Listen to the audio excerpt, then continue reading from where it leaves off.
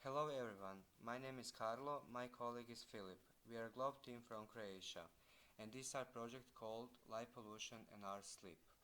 International Dark Sky Association defines light pollution as the inappropriate or excessive use of artificial light which has harmful impact on environment, humans, wildlife and climate. Its components are glare, sky glow, light trespass and clutter. Glare causes visual discomfort. Sky glow is brightening of the night sky over inhabited areas. Light trespass means when the light is falling in the places where that's not needed, and clutter are bright, confusing, and excessive groupings of light sources. These two maps reveal the natural brightness of the night sky over Croatia, where black represents the natural sky and white represents lighting. The second map predicts the brightness of the night sky above Croatia for the year 2020. Areas that still possess natural brightness of the night sky are small and isolated, mainly present on the Adriatic Sea, including several areas in Lika and Gorski Kotar.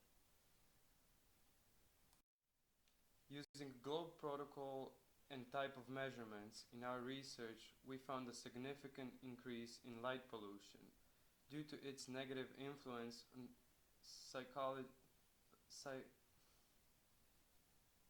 physiology of plants and animals. We wanted to find out if we can prove its influence on sleeping disorder too.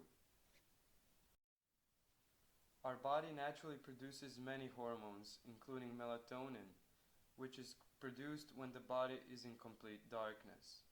If artificial light comes into the room where we sleep, it can disrupt production of melatonin, which regulates our day and night rhythm. This may cause headaches, sleep disorder, anxiety, stress, and there's even a connection with some types of cancer. Due to light pollution, there's a disturbance in the natural cycle of day and night, which results in an increase of deaths for plant and animal populations. Animals lose their orientation without a starry sky. Bright lights would blind them, causing accidents with variety of objects, such as towers, trees, and even power lines. Annually, more birds suffer from the light pollution than any environmental disasters. Here's an image of few outdoor lightings combined in a small area, which causes a large impact on wider environment. This shows the different types of street lighting, sorted by the types of light pollution that they produce. Light pollution is a new problem, and Croatia's law is very limited in this area. Currently, only blinding artificial law mentioned in law on road traffic safety. Unfortunately, there has been no action taken in removing the artificial lights.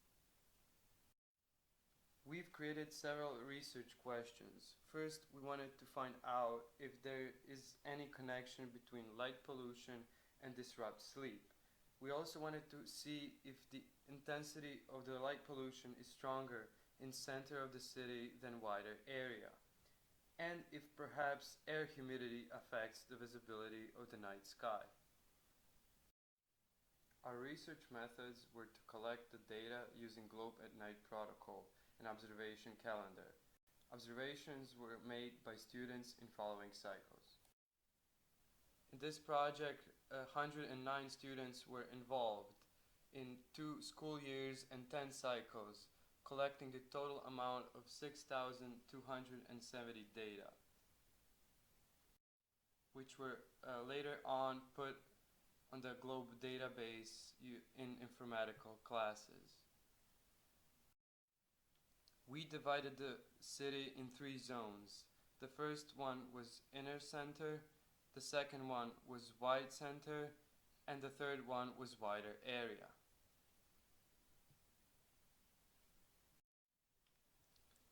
We made a chart for our students where they had to put their type of settlement, position of a bed related to public lighting, and any other sources of artificial lighting.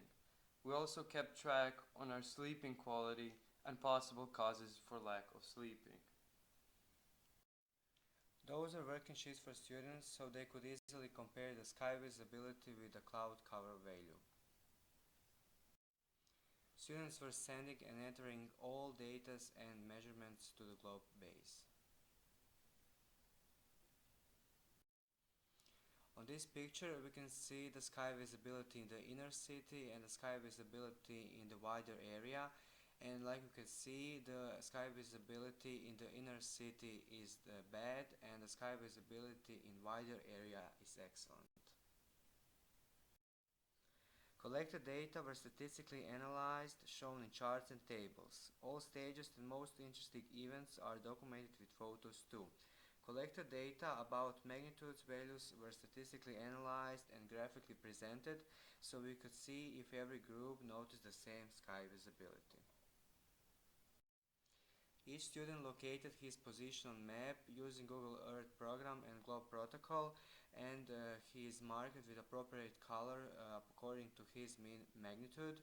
After we calculated all mean magnitudes, we made 4 groups signed by colors yellow, green, red and purple.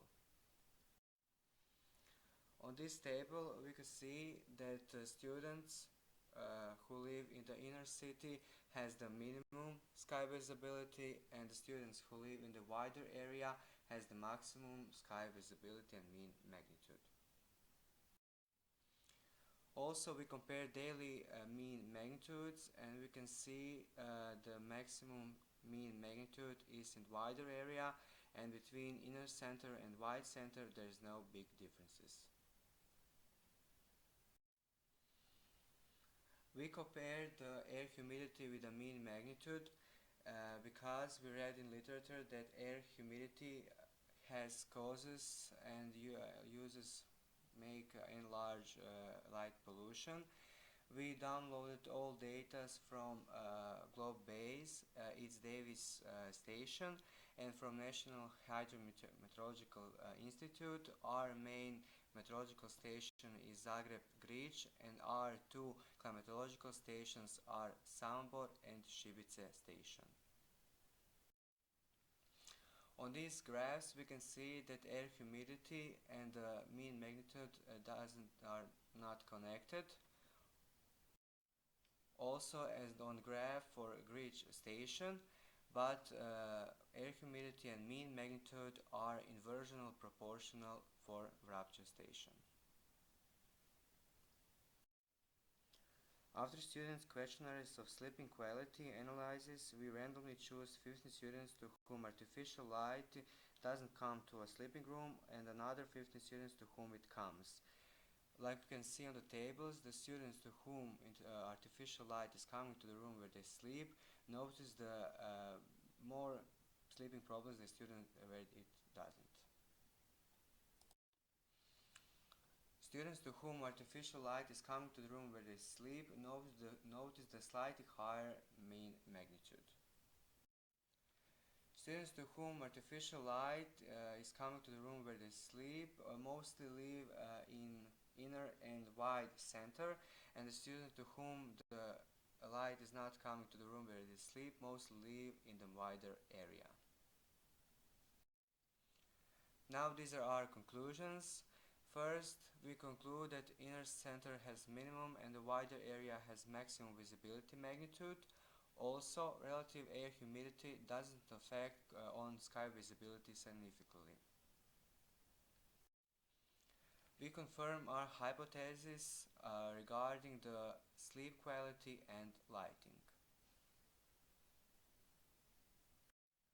This is an article from Globe newsletter commenting our data in Globe at Night project, which gave us a sense of importance for our work.